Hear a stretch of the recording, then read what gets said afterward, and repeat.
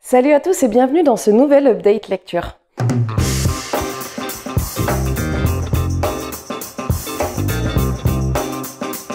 Aujourd'hui, je vais vous présenter les livres que j'ai lus cette semaine, je vais vous présenter un abandon et je vais vous présenter les livres que je vais lire sur le mois de mai, enfin que j'ai prévu de lire sur le mois de mai. Après, le mois de mai est un petit peu compliqué pour moi, donc on verra bien ce que j'ai le temps ou pas de lire. Je commence tout de suite donc avec mon abandon de la semaine. Cette semaine, j'ai abandonné Fruit Basket de Natsuki Takahaya chez Delcourt Tonkam. C'est un manga que j'ai lu quand j'étais adolescente. Et quand je l'ai vu en médiathèque, je me suis dit, allez, j'ai envie de comprendre mon engouement pour cette saga, enfin pour ce manga que j'ai lu quand même pas mal de tomes.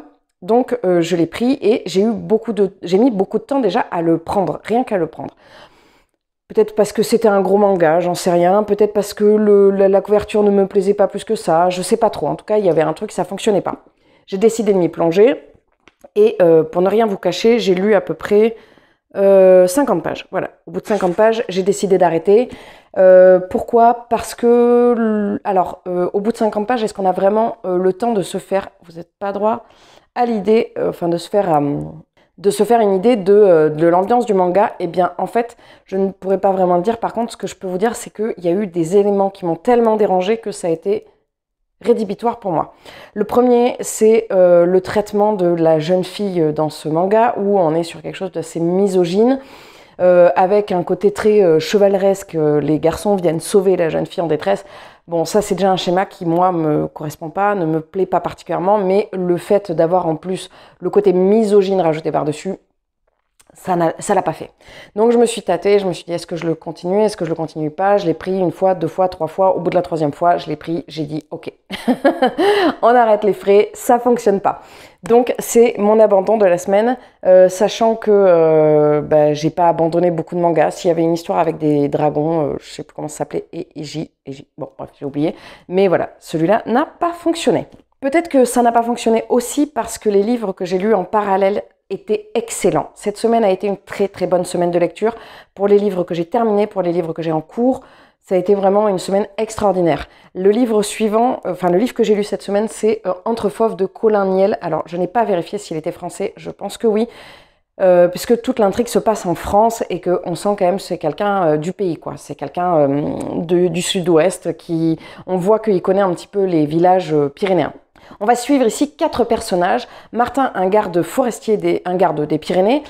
Komuti, un jeune, il est namibien, je crois.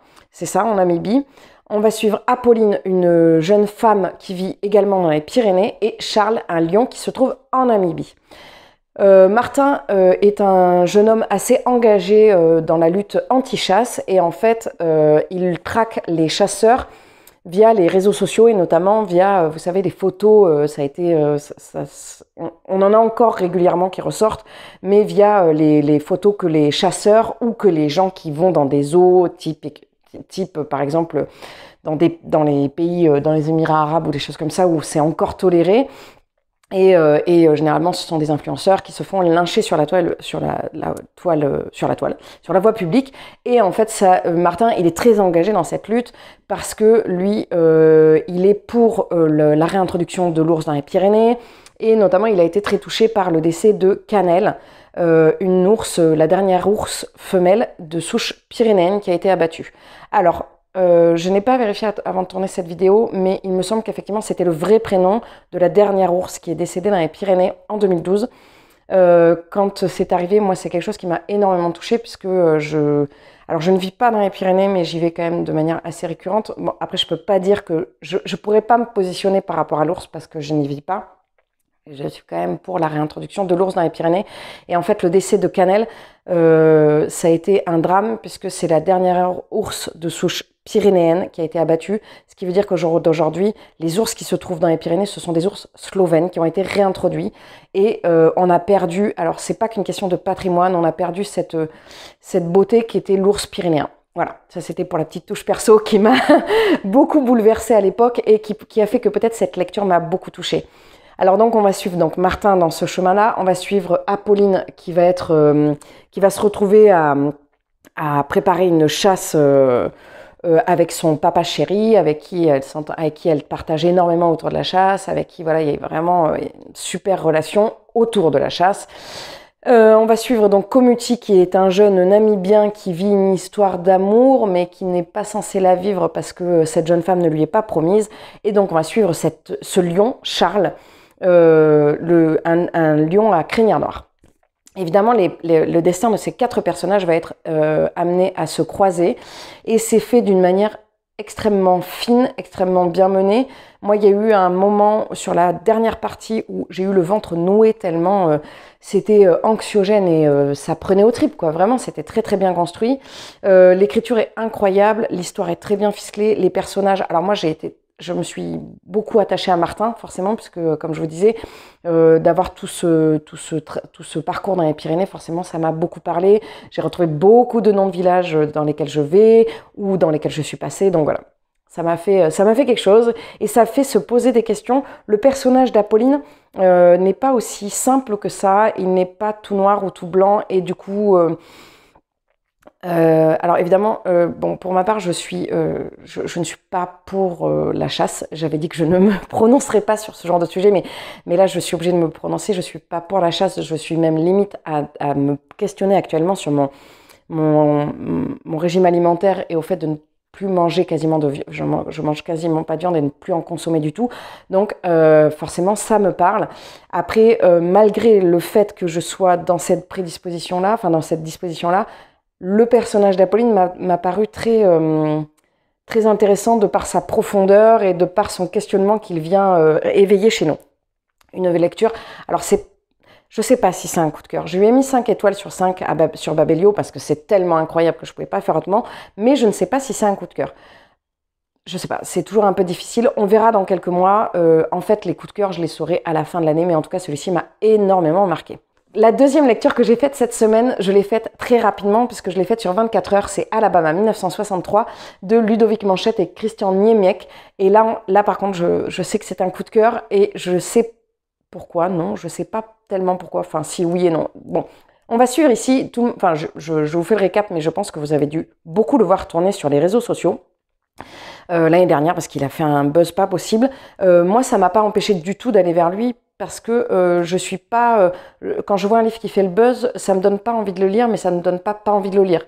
Il y a des moments ça va donner envie, des fois d'autres non. Donc voilà, je suis pas très stable à ce niveau-là. Voilà, je me laisse porter par la vague de Bookstagram et de Booktube. On va suivre ici 2 personnages. Adela Cobb, une jeune femme noire, qui fait le ménage chez des blancs, des riches blancs, et en 1963, et on va suivre Bud Larkin, qui est un détective privé, qui est alcoolique, et qui ne s'en sort pas très bien professionnellement et humainement.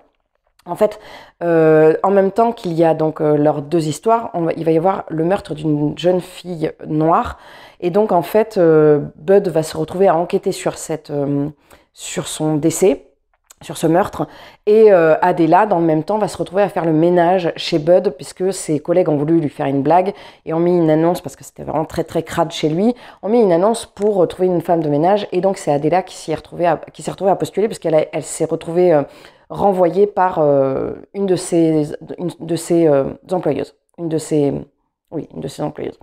Ce livre est extrêmement révoltant, évidemment, puisque on va suivre l'injustice totale dont Adela est victime, puisqu'en 1963, en Alabama, on est sur la fin de la ségrégation et on est sur typiquement des phrases extrêmement racistes, sur des comportements extrêmement intolérables et extrêmement racistes. Et donc, forcément, ça vient bouillonner en nous. Enfin, moi, personnellement, ça vient bouillonner en moi, puisque je trouve ça intolérable. Et en même temps, on a de l'empathie pour Adela, mais on n'a pas de pitié, parce que c'est une femme forte, parce que c'est une femme qui se bat, parce que c'est une femme qui ne laisse pas passer les injustices. Et à côté de ça, Bud, ce personnage qui est très controversé au début, qui est si infect, va venir évoluer et on va finir par s'attacher énormément à ces 2 personnages, Adela dès le départ, mais je trouve, mais Bud, on y vient progressivement, et leur amitié, peut-être pas jusque-là, mais enfin bon, leur relation va évoluer, on va dire, de manière de manière magnifique. Voilà. Moi, je l'ai trouvée très très belle, cette relation, j'ai trouvé très belle, cette histoire, je l'ai trouvée magnifique, malgré cette horreur qu'il y a autour du meurtre de la jeune fille. C'est vraiment, c'est très très bien mené. Et donc du coup, pour moi, c'est un coup de cœur de par l'écriture, qui est incroyablement cinématographique.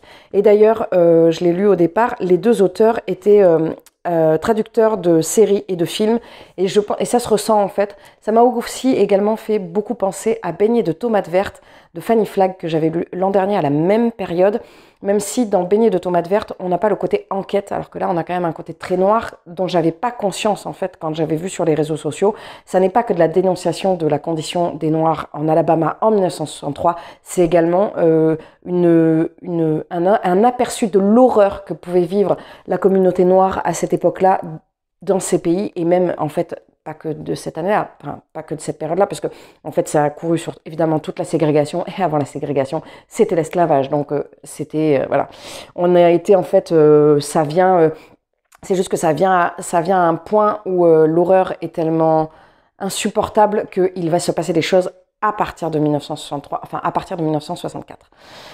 Je vous le recommande évidemment, mais j'imagine que si vous êtes sur cette chaîne, c'est que vous avez déjà donc vu tourner ce livre, donc j'espère que ce que j'ai pu vous en dire vous a apporté de l'eau à votre moulin, ou en tout cas vous a donné encore plus envie de le lire. Au niveau des lectures que j'ai pu faire en cette semaine, dans lesquelles je suis encore, donc mes lectures en cours, il y a toujours Les 7 morts d'Evelyn, Hardcastle de Stuart Turton.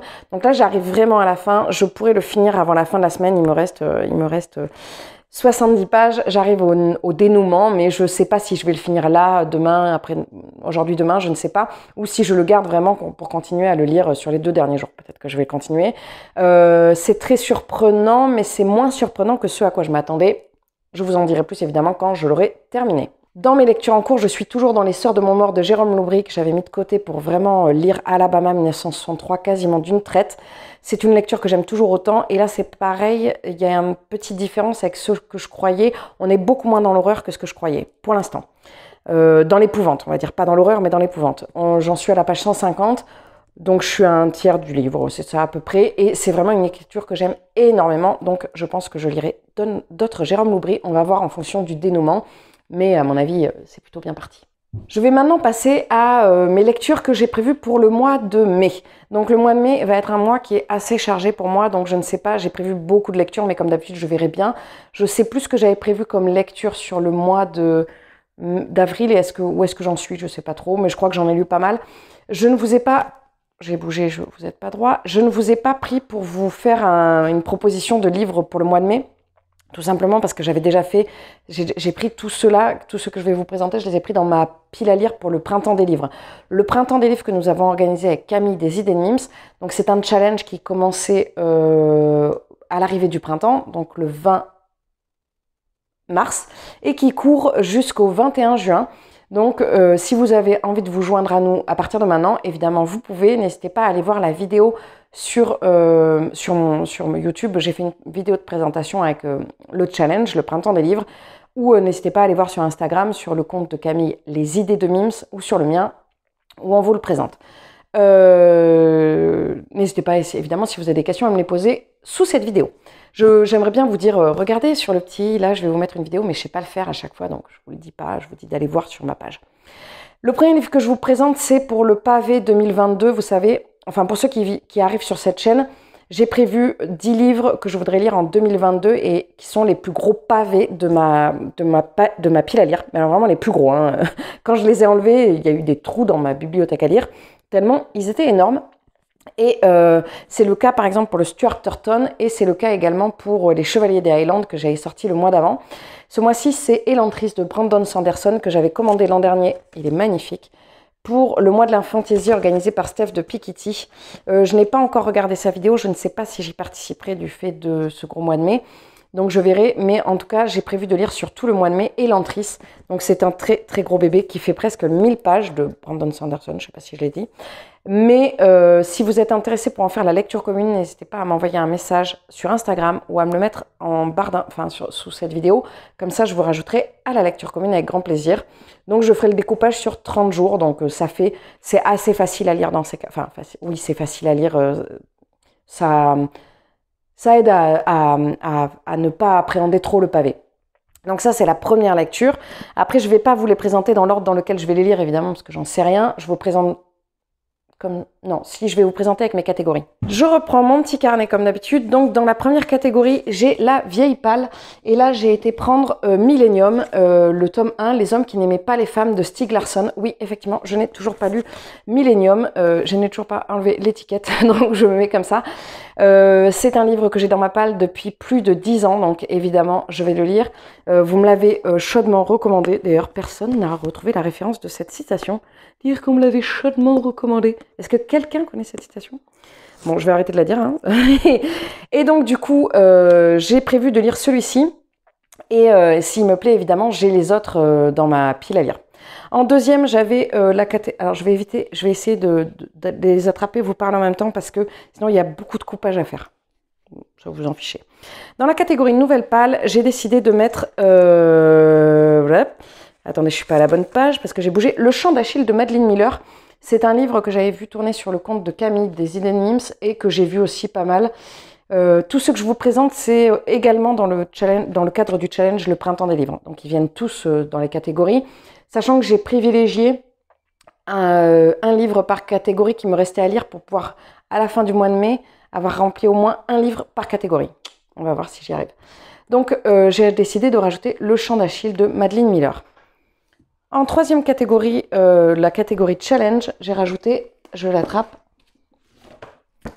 Magic Charlie de Audrey Alvet, le premier tome, L'apprenti. Donc là, c'est pareil, j'ai les deux tomes, pardon, je ne sais plus s'il y en a plusieurs, puisque en fait, j'avais acheté le premier, le deuxième tome, croyant que c'était le premier, c'est pour ça que j'ai acheté le premier et que j'ai les deux dans ma palle.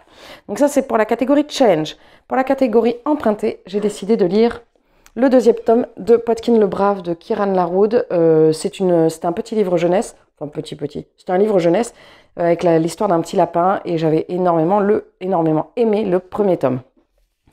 Dans la quatrième, non, je viens de la dire, dans la cinquième catégorie, la catégorie anniversaire, j'ai décidé de mettre le premier tome des enquêtes de Loveday et Ryder, Le Corbeau d'Oxford, chez HarperCollins. Donc, quand ils sont sortis en version poche, moi j'ai eu les 3 premiers tomes de Faith Martin. J'ai toujours pas lu le premier tome, donc c'est l'occasion. En plus, ça fait un moment que je voulais lire un Cozy Mystery. Dans la catégorie lecteur de l'extrême, j'ai décidé de mettre Le Grand Molle d'Alain Fournier chez Le Livre de Poche. C'est un très vieux livre que j'ai. Ça faisait partie des livres que j'avais décidé d'enlever de ma pile à lire pour 2022. C'est un livre que j'avais déjà commencé et auquel je n'avais pas du tout accroché. Donc, je le mets dans la catégorie lecteur de l'extrême parce que je sais que je ne l'avais pas aimé, mais je sais aussi que je veux le lire. C'est un peu, voilà. Donc, Le Grand Molle. Et dans la dernière catégorie, la catégorie SP, j'ai mis L'architecte de la vengeance de Toshi Oneyobushi chez Albin Michel Imaginaire. C'est un tout petit livre que j'avais prévu de lire sur cette semaine, mais je pense que ça risque d'être un petit peu compromis, puisque nous sommes déjà mardi pour moi et que je vais avoir peu de temps sur la fin de cette semaine. Ma semaine termine le mardi. Non, mais pas tout à fait, mais là, je voudrais terminer quand même les 2 que j'ai et après on verra.